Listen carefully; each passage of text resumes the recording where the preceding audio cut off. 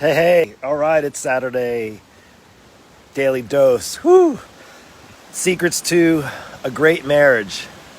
Perfect day for me to share with you secrets of a great marriage. That was actually my question to you yesterday, and if you haven't checked out that post I made, lots and lots of comments, lots of feedback, so I'm hoping a lot of you are watching this. And of course, I'm not a relationship expert. I just know I'm in one marriage. I've been in one marriage, and I don't necessarily know what's going to make a great marriage for you, but I hope this does bring value. I can share what has made a great marriage for me for the past 18 years. And I can tell you today is like the perfect day. I don't know if you can notice or maybe hear, but it's a bit stormy, and it's a perfect setting. It's a perfect setting for what makes a great marriage, because there are going to be storms. There's going to be storms. Lots of storms, right? If you live in Florida, anywhere near the coast like I do, you know this time of year, you're looking on the radar. I don't watch the news, but I look on the radar. Oh, there's another storm coming. Here comes another storm. So you can anticipate, like maybe not necessarily if it's going to land right at your home front, but you can definitely do some anticipating, get prepared, right? What do you do when a storm comes? And marriage is a lot like going through seasons and weather changes, right? That's just there's a climate in a marriage. And I think if I can share with you the important things of knowing that there's climate changes in marriages. And again, there's some of you maybe have been married for 30 years, and I say I learn a lot from those people. What does it take, right?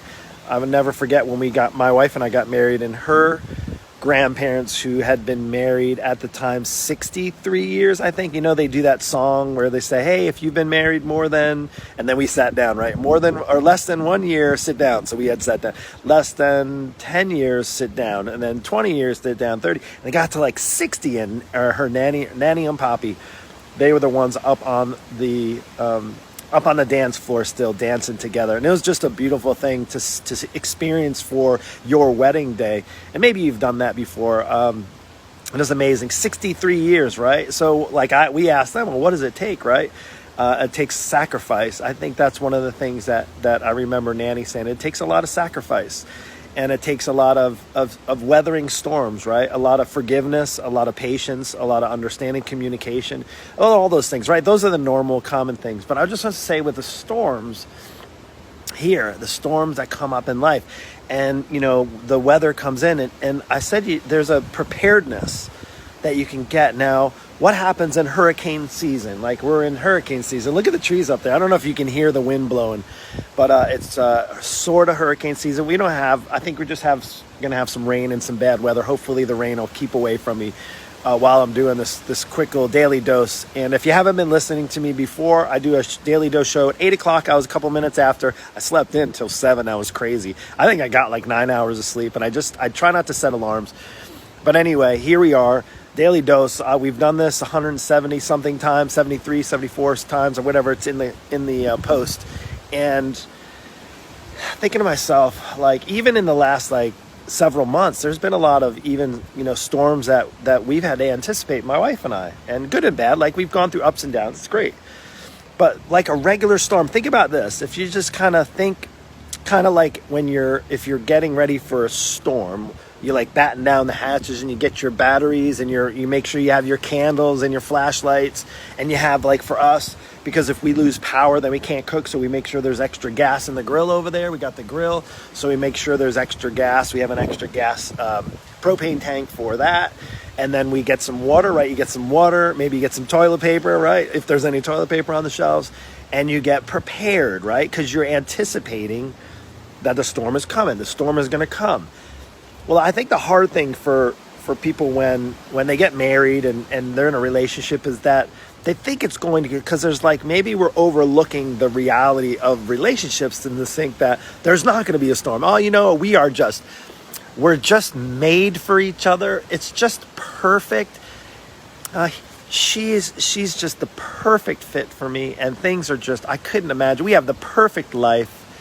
We have just we live in the perfect neighborhood, and Perfection doesn't exist in a marriage. I can just tell you that now. If you've only been married maybe a year or two, just if you're newlyweds, perfection doesn't exist. Progress exists. I just say that to my clients all the time. Progress exists in a marriage. Perfection does not exist in a marriage. Now, one of the things you can get closest to as far as in having a great marriage or a perfect marriage is put who's perfect. There's only one person, that's God, and put him at the center of your marriage. And guess what? Things aren't not perfect. They're not perfect. There's still flaws and still things that aggravate me, that she does, and that I know for sure. There's a whole lot of mess that I aggravate her with. But again, it comes down to what's at the center of it. Like you think of at the center of a Tootsie Pop, right? You think of like how many licks does it take to get a center? I don't know why I thought that. All right, center of like you think of like the Tootsie Roll in the center. Like now maybe Jesus needs to be at the center of your Tootsie Pop. Like think, oh, that's tastes good. That's really good. Yeah, like having a good marriage. And I don't know, I just related to that. Maybe you could feel me. Tootsie Pops, do they even exist anymore?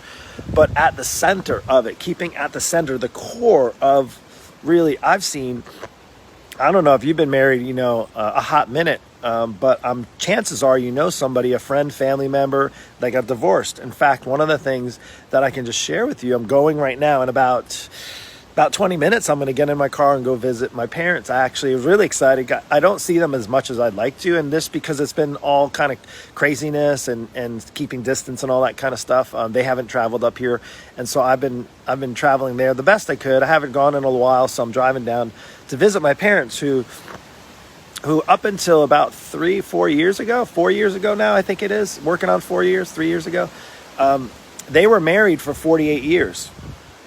So I'm going to get serious with you for a moment. And I'm going to say is even after 48 years, there was a lot of stuff that got in the way and life got in the way and their marriage didn't work. It ended 48 years in. So please, just if you're listening to this, I'm going to be serious here for a moment.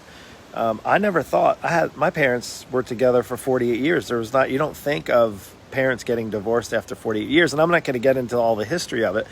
But we had our whole lives turned upside down here, and my family and my wife's family and my sister's family and members of our family, extended family, and my parents after 48 years. And again, not to go into the whole hard part of the story, my mom suffered and struggled through some mental illness. There was times of suicide thoughts and my mom and dad, despite being married for as long as they were, decided to end it. And it was a hard time. And I wasn't really going to get into it. But why I'm sharing that with you is that it wasn't perfect. It wasn't centered around Jesus.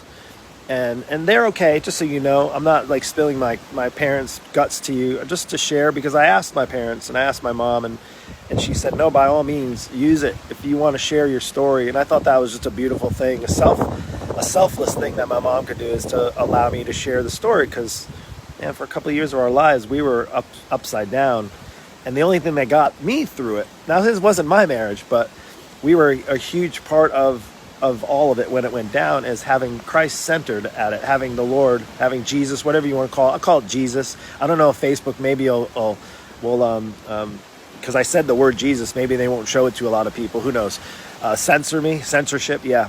But my parents, decided to end their marriage. So they had a divorce. And then they were away from each other for 1.5 years. And check this out.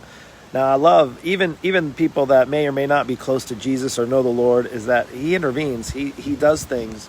And what's crazy is that he decided that they weren't good apart.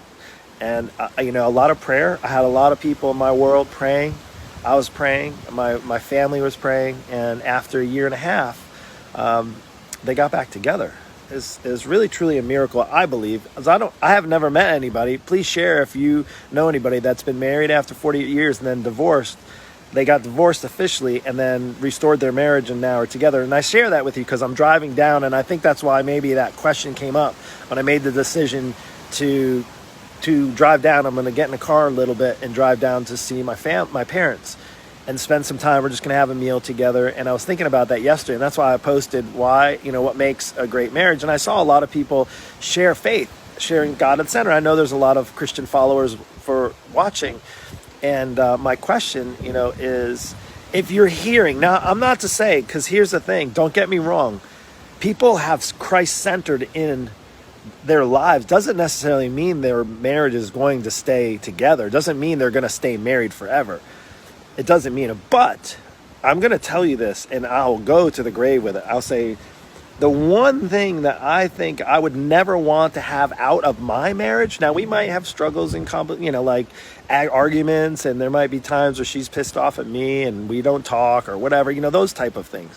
But the one thing now, and then my love, like I love her, she's beautiful, and I want to treat her with respect and honor and integrity, and I want her to love me back and care for me, right, and all the needs, right.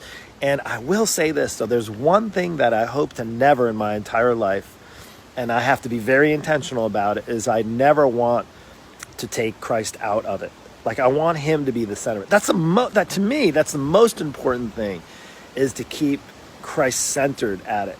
And my hopes for her, now again, I don't think for her, I don't speak for her, but I would say is my number one hopes in our relationship is that she also feels the same way.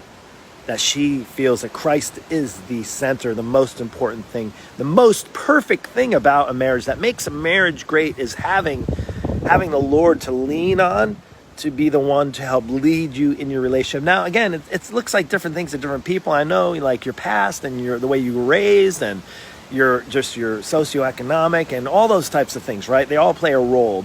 And all those things, no matter what, I know that who can provide for us and who can truly help us thrive. That was my answer, my response. Somebody asked, well, what constitutes for you a great marriage? And I said two things.